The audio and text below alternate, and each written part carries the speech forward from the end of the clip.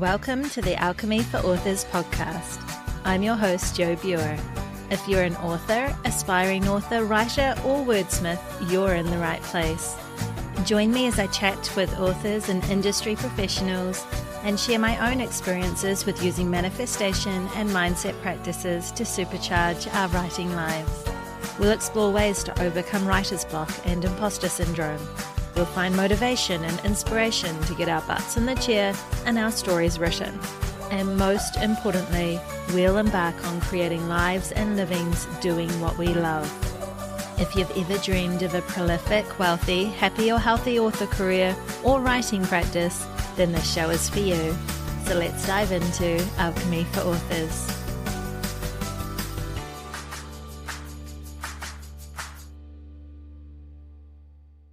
Hello, my friend. Welcome to episode 55 of Alchemy for Authors. It is the 3rd of June, 2023, as I record this episode, and I have such a special episode for you this week. Today, I chat with special guest and 7-figure bestselling author Renee Rose about all things law of attraction and manifestation when it comes to creating the author career of your dreams. So I stumbled across Renee's book, Right to Riches, earlier in the year and was just absolutely blown away. I talk a bit about this in this episode, but I've been on the manifestation law of attraction train most of my life, well before The Secret. And Renee's book is by far my favorite to date on this topic. Even better that it's specifically written for people like you and I, people who are passionate about writing. So I make no apologies for fangirling over Renee and her book in this episode. Some of the things Renee shares with us in this episode are how 50 Shades of Grey gave her author career wings, why loving your books could be the secret ingredient to your success, how to let go of money wounds, money blocks, and limiting beliefs, why your manifestations may not be working, how to better tune into your intuition, and the power of the Millionaire Orgasm.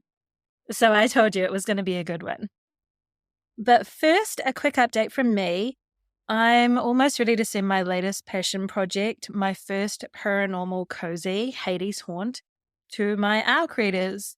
And I don't know what it is about this book, but writing, editing, the entire process has been such a joy. And I admit I'm probably more excited than I've ever been for any of my other books about sharing this one with the world. So I'm looking at a July release, not too far away now. I'll be putting it up on pre-order fairly shortly here. But if you're a fan of paranormal cozies, and this one has witches, ghosts, and a cat with an attitude, make sure that you go sign up to my author newsletter just to stay in the loop. And I'll make sure to leave the link in the show notes for you. Or else you can always visit my website at jobuer.com and sign up to my newsletter there. And when you do so, you'll receive a free copy of my Gothic collection of short stories, Between the Shadows, and some other goodies over time too. In other news, the Alchemy for Authors podcast is now available to listen to on YouTube. So just in case that's your preferred channel for consuming podcasts, you will find these episodes there as well. But I know you're probably as eager as I am to dive into this episode of Alchemy for Authors. Your abundant author career is calling you. So when you are ready, grab a drink, find a comfy chair, sit back, and enjoy the show. Hello, my lovelies. Welcome back to another episode of Alchemy for Authors. Today, I am chatting with 15 times USA Today bestselling romance author Renee Rose. Renee is passionate about helping other authors find and maintain an abundance mindset to catapult their careers and create their best future. She employs energetic tools and techniques to help her clients clear resistance and money blocks, access their inner guidance, and tap into their love and appreciation for their books so they can achieve their dreams. So welcome to the show, Renee. It's so good to have you here. Thank you so much. Delighted.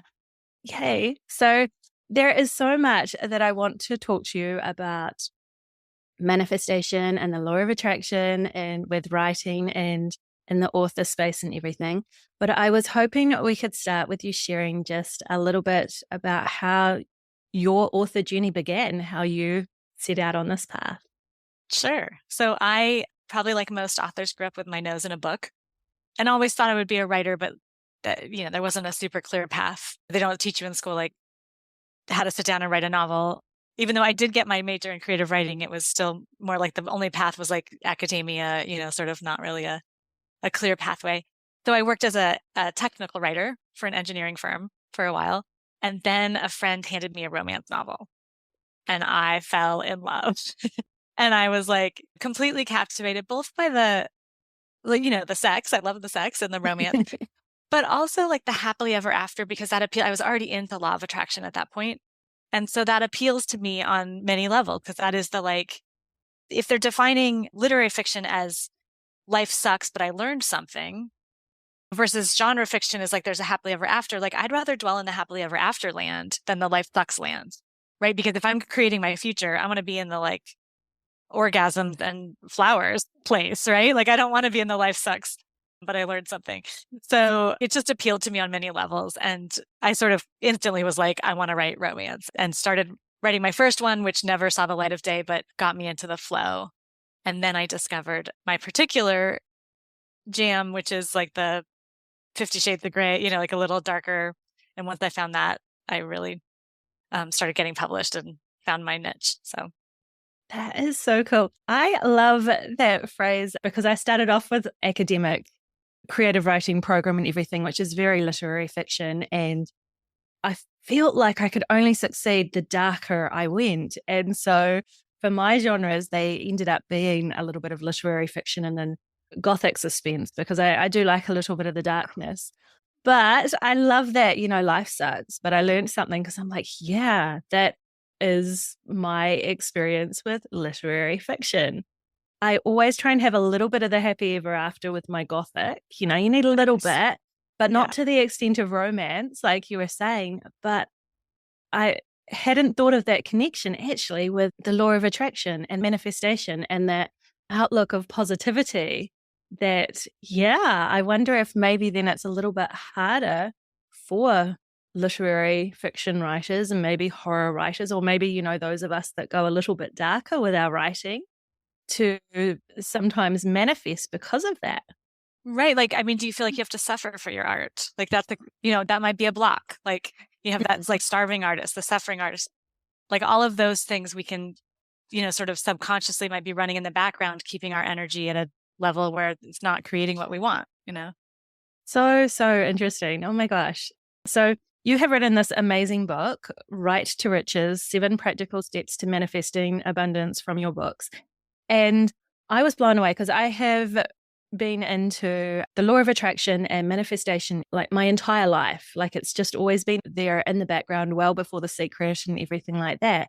And yet there were things that you've written in this book that just got me thinking about things so differently than I had before, which was really, really cool. How did you come across this path of the law of attraction and everything? How did that come to you? I think I was like you, like long before The Secret, totally into it. I guess I started maybe with Abraham Hicks, but I was already into like mystical and metaphysics, before that, but I just didn't really have like a hat or a peg to hang my hat on. And then, yeah, Abraham Hicks and The Secret and What the Bleep and like, followed that whole path.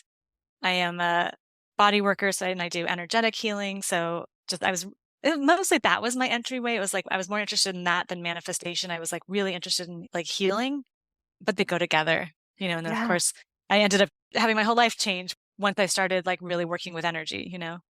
Yeah. Yeah. I find that's often the entry point looking at body and that. I got into Reiki and everything and went through and did all that when I was in my teens. And that really woke in me that real solid understanding of energy and the way that energy can move and how you can feel energy and create energy and manipulate energy. So, yeah. Yeah. And if you zoom out, like everything's energy. And so if you're just Mm, working with the energetic level, a lot of times you can throw away all your preconceived notions about how things should be because you have a more meta perspective, right? When you're looking at the energy. yeah. Yeah, that's cool. So many of my listeners already have an idea, or likely already have an idea of what the law of attraction and that is and manifestation. But what would your definition be? How would you describe it? I guess I'd boil it down to like your thoughts create your reality, right? Mhm. Or your energy creates your reality. So Yeah. like whatever your point of view about something is, like that's what'll match. So if you decide it's going to be hard, like it's going to be hard to write a book, it'll be hard to write a book. Yeah. Usually, I mean, sometimes there's surprises for sure, but like a lot of times, like you're just pulling in what you expect. Yeah. I think that's completely true. And I've experienced that myself. I've had some of my darker fiction that has been a real struggle to write and really was like that struggle and that suffering for your art. And I had major burnout at the end of it, and I love it and everything. Like, I love the book, but it was hard work. And then recently I wrote complete change of genre, but just for fun, just a paranormal cozy, just for fun, because I didn't want I didn't want some of that gut wrenching hard stuff that I was so used to putting in my own work. And it was the most joyful, easy experience ever. It really blew me away. So, I love yeah, it. yeah, I Yeah. totally resonate with that for sure. So, how then, just like in a nutshell, how do you think that embracing this idea that your thoughts create your reality can help us as authors in that? Because there are so many of us writers and authors and artists and creatives who want more. We want to be able to make livings from doing what we love, or maybe struggling a little bit with getting the royalties or the reviews or the audience on our work, or even those creative blocks and things like that. How can the manifestation and the law of attraction and that help us? Yeah. Well, I think it's about like asking, because a lot of times we have that like where you don't even think you deserve to hope or wish for the thing you want. I was lucky. I sort of came into this right when 50 Shades of Grey took off. And so in a way that was like that success story. I was like, okay, here's someone who's writing fan fiction. And she just had a trilogy bought for $99 million. Right. And it's just like Yeah. so fantastic. And it's not like the best book on the planet. So then you just go, okay, if it can happen for her, like her stars aligned or whatever, maybe she made the ask. And so I just put out like right from the beginning, I was like, I'm going to write a 50 Shades of Grey. I mean, my friends would just laugh me off their seats. Like, yeah, you are. But, I make seven figures now writing my dirty romance. So it's like, I put it out there and, it was a clear intention. And Mm. it took a while for me to believe it was possible, especially because my friends were laughing off their chairs. Yeah. And there's a lot of clearing of like, do I think I deserve it? Are my books worthy? And my early books maybe weren't worthy, but that's okay too, because like, again, like, I don't know if that trilogy was worthy of 99, but clearly it was because that's what it got. So it's like everywhere you're judging your books thinking like they're not good enough yet, it's not true. Yeah. Like Yeah. fan fiction can hit just the highest heights. So it's like all the limitations we put on ourselves. So it's like ask and then believe. So you're clearing all your doubts. And then receive is like, feeling worthy, being willing to have the thing you asked for. Because a lot of times it starts coming and then we push it away. Like we go, Yeah. oh, no, not me, or I'm not ready for that, or, whatever. Like you don't, not consciously, but like your energy is pushing it away. So we hold ourselves in place with all of those things. You had a good portion of the beginning of your book, Right to Riches, where it talks about money wounds and money blocks and clearing those limiting beliefs. And as I was going through, because you give lots of examples in the book on that, and I'm like, oh, that's me, that's me, that's me. Like, I'm taking them as I'm going, oh dear, there's a lot to get through here. And I'm sure I'm not the only one that feels that way. What is your suggestion then for like how to go about starting to clear these money blocks or these blocks or limiting beliefs that we have around success? Where do we Yeah. start? Well, the simple exercise that my co-author, Lisa Vino, gave to me, and she and I run a monthly group for authors called Money Magic, where we just get to like sort of marinate in this stuff together. She had said, work on saying, I love money until you can do it without feeling icky, right? Because we're kind of raised to feel like to think that only bad people love money, or like only greedy people love money, only the villains love money. Yeah. And so like until you can clearly say I love money and mean it and not feel icky, then you've got some blocks there. Yeah. Right. And I do go through all the different but we have so many, like there's religious blocks, there's just mass consciousness around money, that like every villain in every movie is the rich guy. It's like, Yeah. how about the hero who's like an awesome rich guy, or or like at the end where she like tears up the check. Well, how does she get to keep that check? Do we have to reject money to be a good person? No. Yeah. Yeah. I remember reading that in your book. And you also had another one, not just I love money, but I love rich people.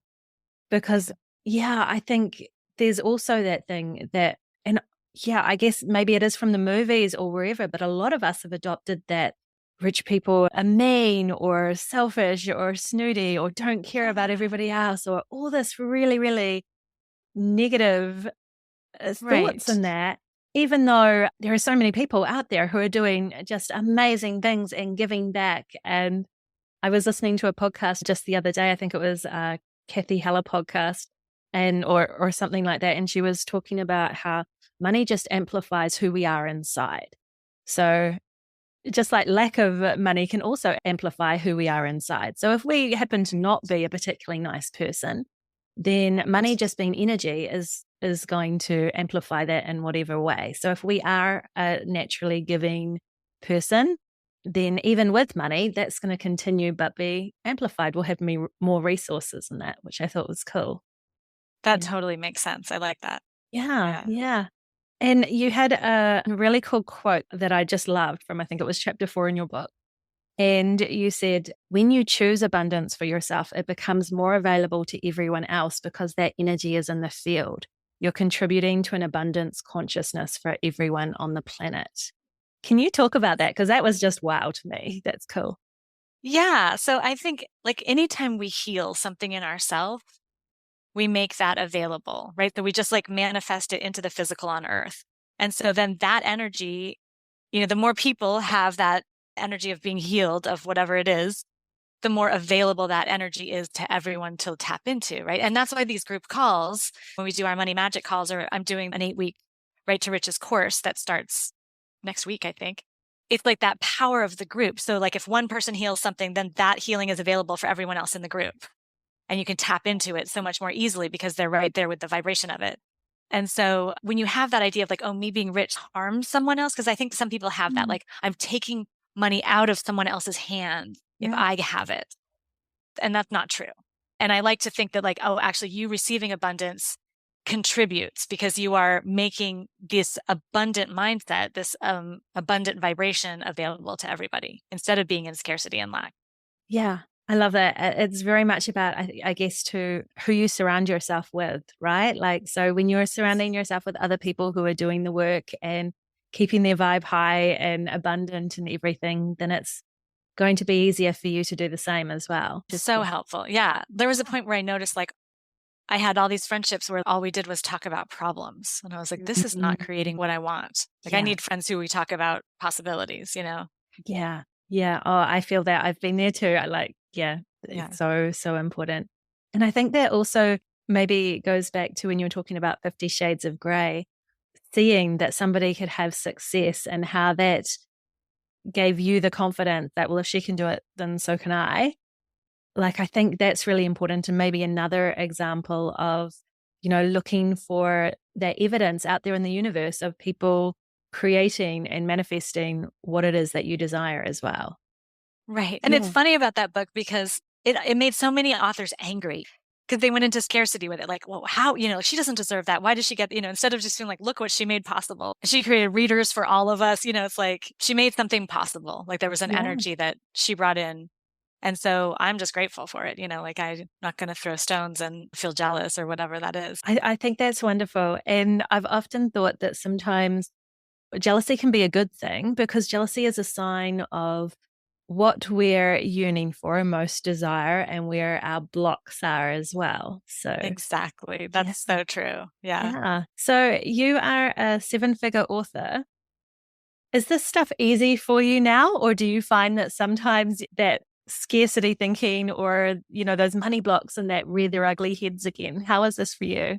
Yeah, I mean, I'm just always still clearing. Like I had a release a couple weeks ago that did not go as expected, and I had to, the voice, I could hear the voice over here that's trying to tell me things, and I was like, I'm not listening to you. Like you are not helpful, and I'm just gonna like let it ride and release my expectations and not go into drama and trauma over it, and know that every book has its time and there's ebbs and flows, and just sort Mm. of like releasing all my expectations about it.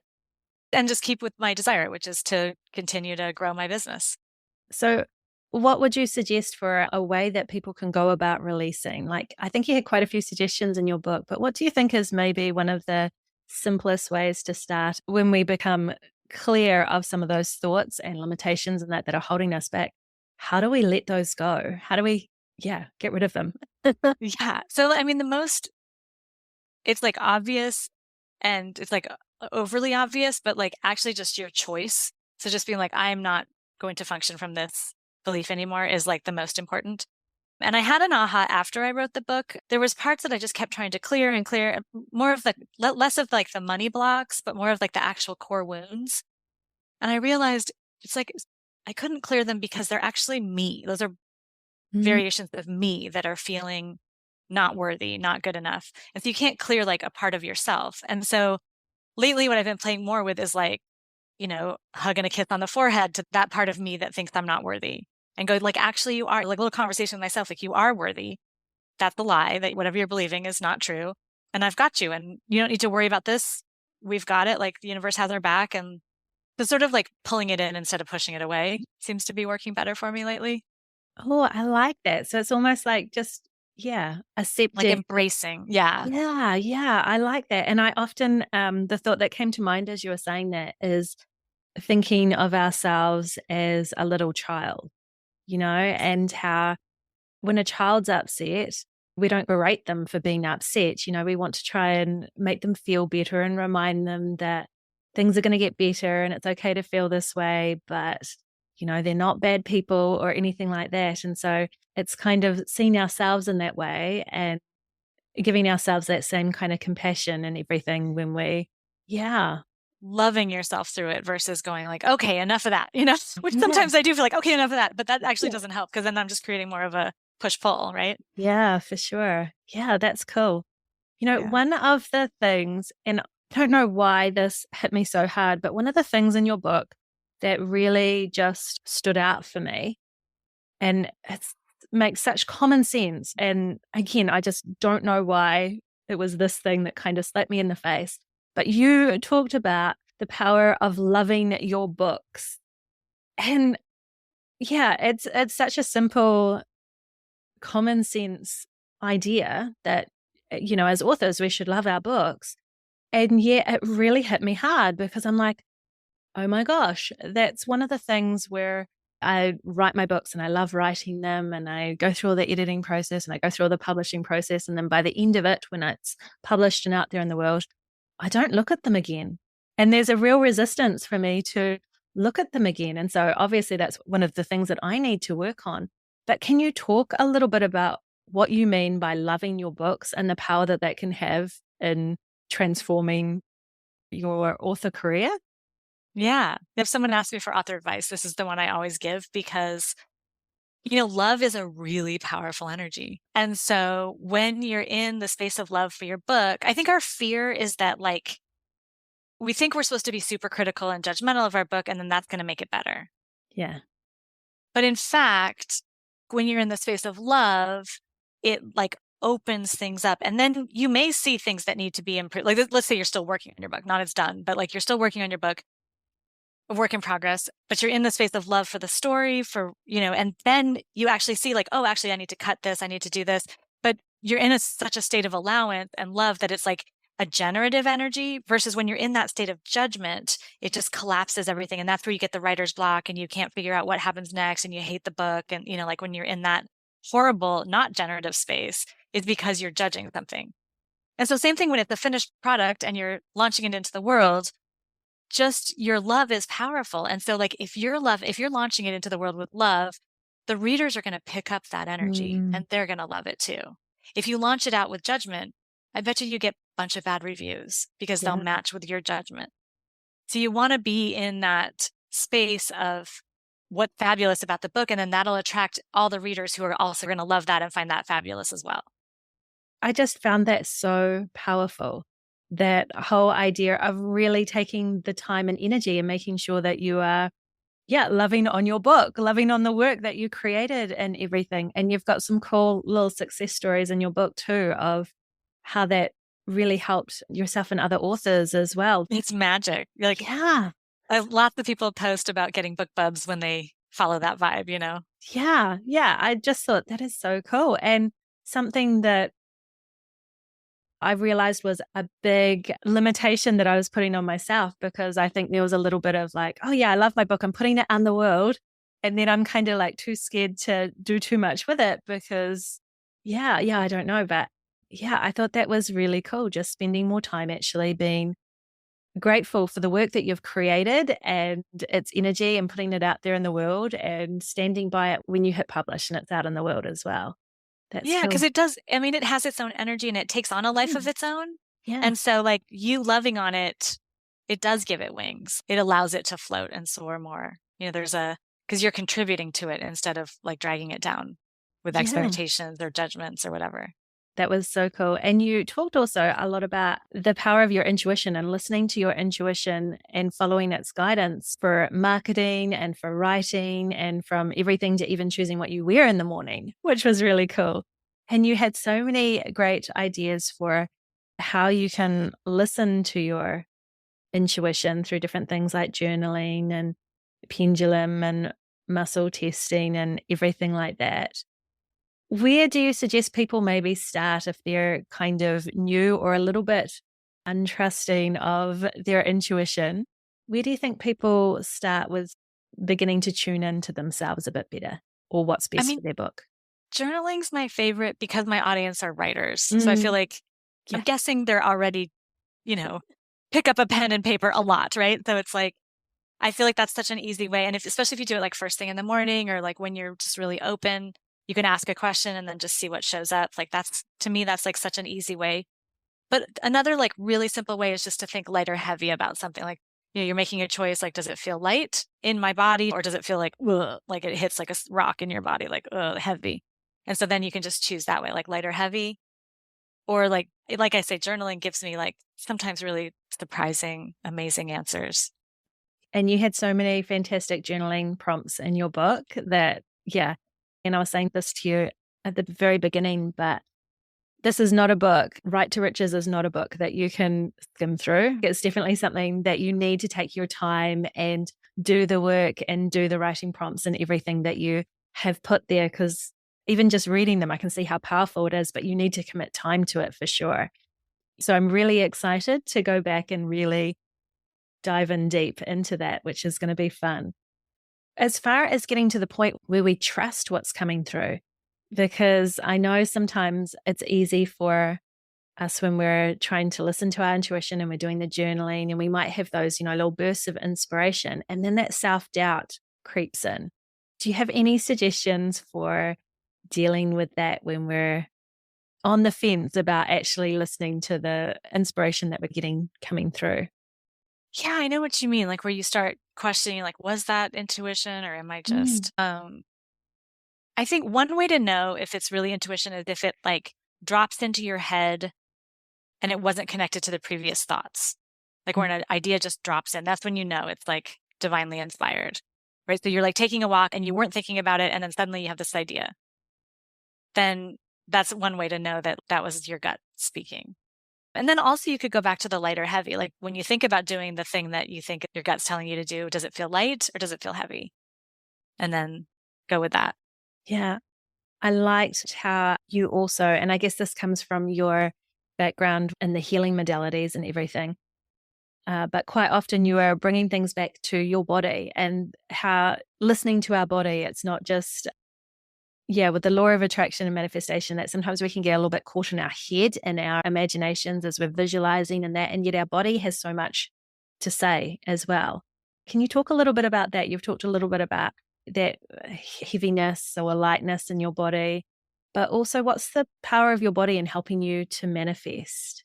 Yeah. Well, if you think about it, like our body is, um, like if we're trying to manifest money or abundance, our body will be the recipient of that, right? Because our being doesn't really care. Like our being is in this body on this physical earth right now. So it's like for this body Yeah. that you would manifest anything physical. So, if you wanted a nicer car, it's for your body. If you wanted a nicer house, it's for your body. Like the nicer food is going to be for your body. And even like a successful career is for this body in this lifetime. right? Maybe your being wants a successful career, but it could try it in another lifetime or, who knows? So including your body in your ask and listening to because your body actually knows, right? Like your body has wisdom beyond what your mental capacities know. I don't know if it's true, but they say your body can like predict the future up to 5 years. Like it'll have this knowing, which might be like when you meet your life partner and your body just seems to know, right? Because it was already ahead of you. I just had that recently. That's why I gave that example. But oh my gosh, that's so cool. Yeah, like first date, and I was like, oh, my whole body just went like just relaxed, like just like soothed to be in this man's presence, So when you have that, like if we really listen, your body has a wisdom that you can access. Yeah.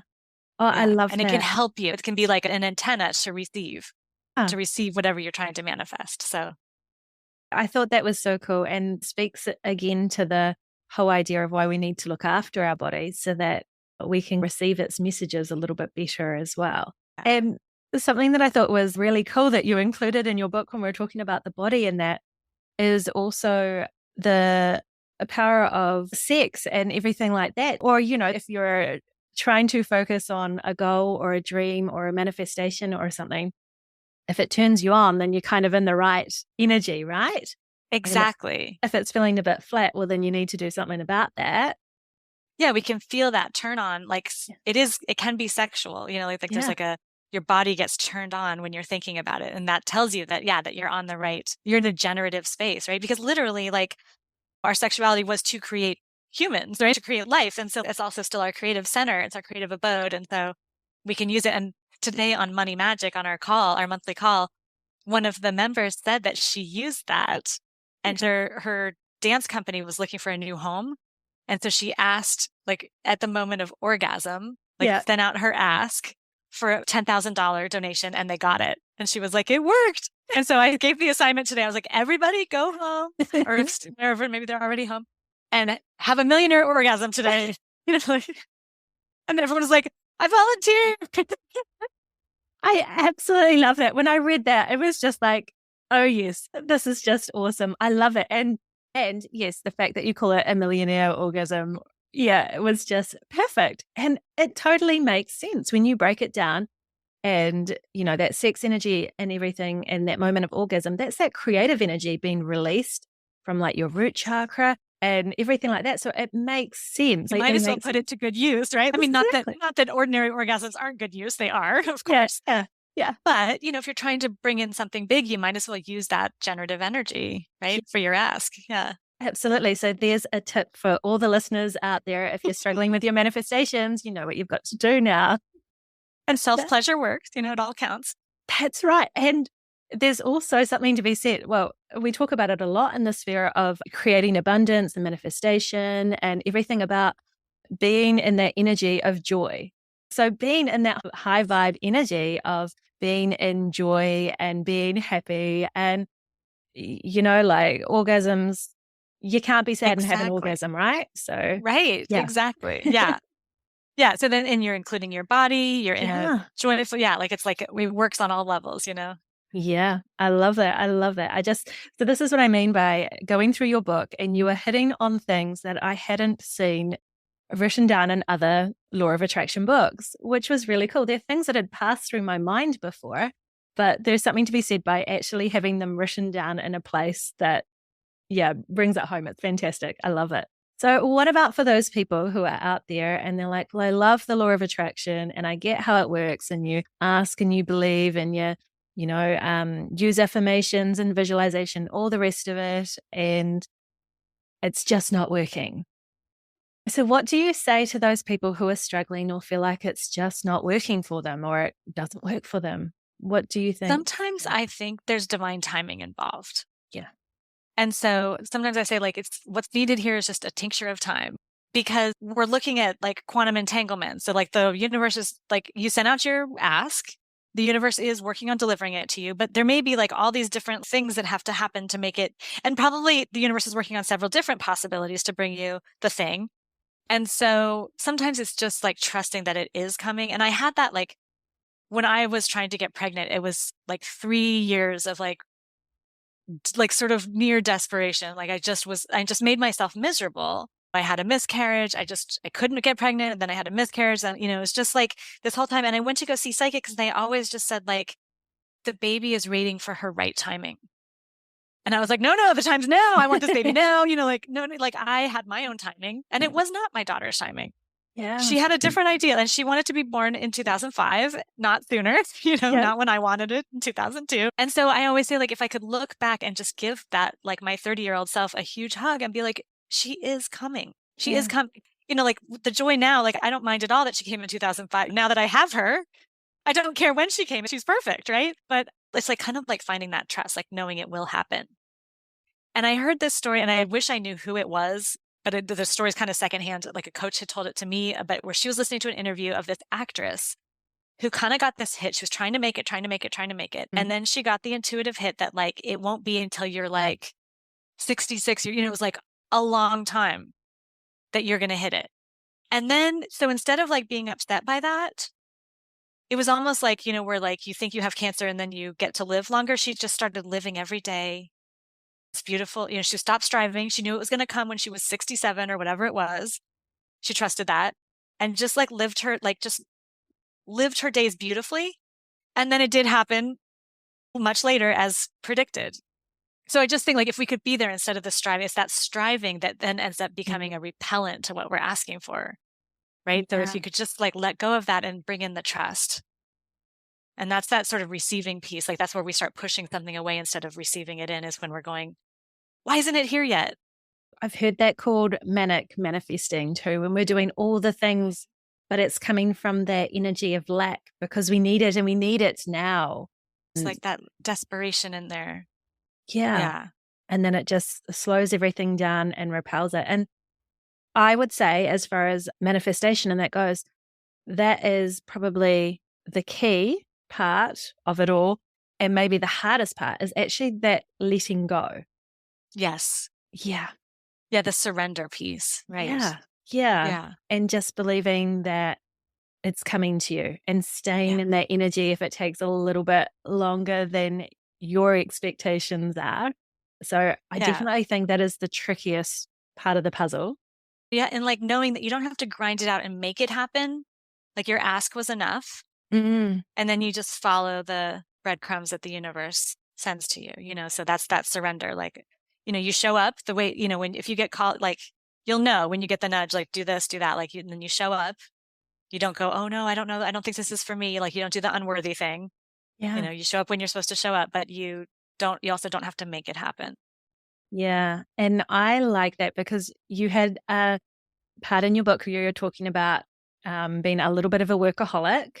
And I totally resonate with that. That's a big thing for me that I need to work on. And you had the reminder in the book about you don't need to work hard to be successful. Like we sometimes think that to make our dreams and our goals and everything come true, we need to just work harder or more or put in more hours and everything like that. But manifesting and that can be easy. Can you talk a little bit about that? Because when I created this podcast, it was for that reason, and that I wanted to talk with people like yourself who have this belief that being an author and having an author career and that it doesn't have to be hard. We don't have to live in burnout to get there. So, yeah, what's your thoughts on that? Because I know you've put a piece in your book about sometimes we work harder than we need to. I mean, I think that we equate hard work to success. Mm. And, again, that mass consciousness, maybe the way we're raised. I mean, maybe just like personality, like I do have like kind of a fiery personality, like a drive. And I have to just constantly remind myself, like I could receive abundance simply for being, not for the things I do or even the books I write, but like just because I ask for it. And that's enough, just remembering like I'm enough. Like, so some of that goes back to core wound. Like, do I think I'm not enough unless I'm working hard and writing 10 books a year? Am I enough now? Am I enough now that I make 7 figures? Like, when do I think I'm enough? And if I can really like sink into I'm enough right now and I'm worthy of abundance right now, whether I write another book or not, that makes me shiver a little bit. So that's the universe going, you got it. You're on the right track there. Like if I, whether I write another book or not, I'm worthy of abundance. I'm worthy of everything I ask for. And there is a wonderful case study in that book of an author who she really reached burnout. She had a lot of anxiety. And so she just like backed herself out of everything. And then suddenly like all the magic started happening for her, like all the synchronicities, all the, like just everything just opened and bloomed. And so I love that story. And I think it's happening for me right now. Like, I don't know if I'll have to report back maybe in 6 months, but like 3 months ago, I got into this new relationship and I suddenly like just couldn't care less about sitting down and writing, like just, Yeah. and that little voice that wants to, pester me is like, you better get back to writing. You're going to screw yourself here. And yet I still couldn't make myself care. And the universe sent me, like, I have 3 different co-authors who stepped forward to say like, hey, I'll take the lead on this. I'll take the lead on that. Basically, so like freed up my time so that I could just, Enjoy. Yeah. relax, enjoy, my Yeah. new love. And the books are still getting written and I'm not doing the work, and it's amazing. So I feel like just really just trusting that you Yeah. don't have to, and then not having guilt about it, right? Like not having guilt. Yeah. It's the guilt and the shame, I think, that becomes the repellent again. So if you're in the like worthiness, then it can come. Yeah, I think that's so powerful. And that case study that you had as well, as I was reading it, and this woman was talking about all the things that she was letting go of, I felt myself getting anxious for her. Like, oh my gosh, but like the more that you drop, like how are you going to keep things going? And so I could feel that in myself because obviously that's the way my brain ticks over and an area that I need to work on too.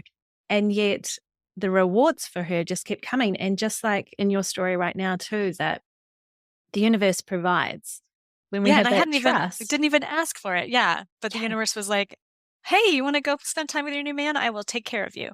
Yeah. Yeah. That Yeah. was so cool. And yeah, there is just so much that I could talk to you about this stuff because, like I said, your book is amazing. It's like, I would say, just right up there with the best law of attraction manifestation book that I have read, and particularly because is directed for authors and writers. I mean, it works for everybody. Anybody, right, can take these things that you've talked about in your book and implement them in their lives in whatever way. But coming from that author background and everything, it just really resonated with me. And I just thought it was so amazing. So I'm so appreciative of you putting that out in the world and us being able to talk today too. It's so cool. So cool. Awesome. I'm so glad that it resonated. Yeah.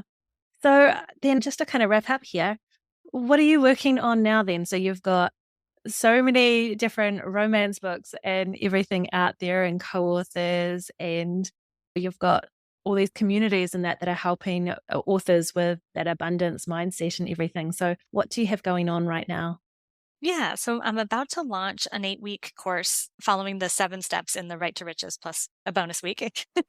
And it follows the book, it's material from the book, but then we do a weekly Zoom. And that's really where the magic happens because you get the group together. And like I said, when you have the group resonating, the space for everyone to heal and to generate becomes just multiplied. Like we all contribute to each other. So I'm really looking forward to it because it's a really beautiful space.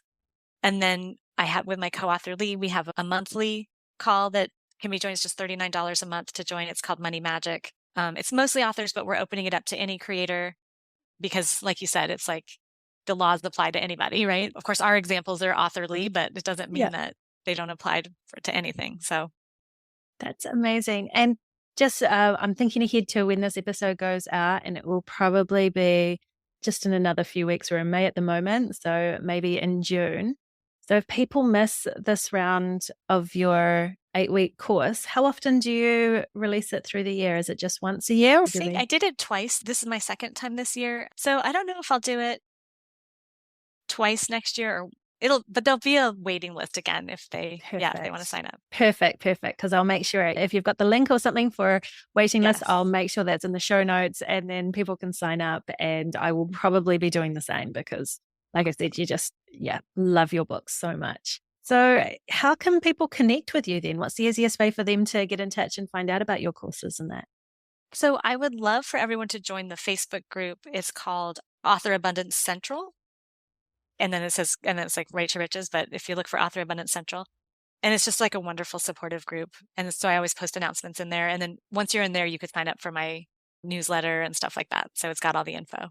Wonderful. And for all those readers out there who are romance readers and that, and you've got a website that they can just find your books on? Yep, reneeroseromance.com. Yes. Perfect. Fantastic. And I'll make sure that all those links are in the show notes too. It Fabulous. has been so amazing chatting with you, Renee. Thank you so much for coming on the show and sharing all this wonderful, wonderful manifestation magic and everything. Yeah. Thanks so much for having me. So I told you this was a great episode. I hope that you're feeling as inspired and excited as I am to take charge and manifest the author career of your dreams. Here are some takeaways from today's show. 1. At its core, manifestation is about aligning your energy, beliefs, and thoughts with the reality you want to create. 2. Clearing away and healing money wounds, blocks, and limitations is an ongoing process, even as a 7-figure author. 3. Money amplifies who we are on the inside. So if you're a good person, you'll do good things with your money, and you'll have the resources to give back to others. 4. When you choose abundance for yourself, you make it more available for other people. 5. Tune into your intuition by journaling or by paying attention to how your body feels. Is there a lightness or heaviness to it? 6. Striving is a repellent for manifestation. The most important part of the manifestation process is to let go and trust. 7. Hard work does not equate to success. 8. Capitalize on the moment of orgasm to amplify your manifestations. 9. Love your books. This alone can be one of the most impactful things you can do for your author career. So I would love to hear what your biggest aha moment from this episode was. As always, you can connect with me on Instagram at Alchemy for Authors or join my Facebook group by the same name. If you sign up to my newsletter, you'll receive a free PDF of tips and tricks for manifesting for authors. And I will make sure to leave the link to that in the show notes. As I mentioned in this episode's intro, my new Paranormal Cozy Hades Haunt will be launching soon. So if you want to stay in the loop with that, if that's of interest for you, you can sign up to my author newsletter at jobuer.com. But all links, of course, are also in the show notes. Finally, if you enjoyed this episode, rating and reviewing is always appreciated, but I also highly recommend you grab yourself a copy of Renee's book, Right to Riches. It is truly life-changing. So until next time, I'm wishing you a wonderful week of writing and manifesting your dreams. Bye for now.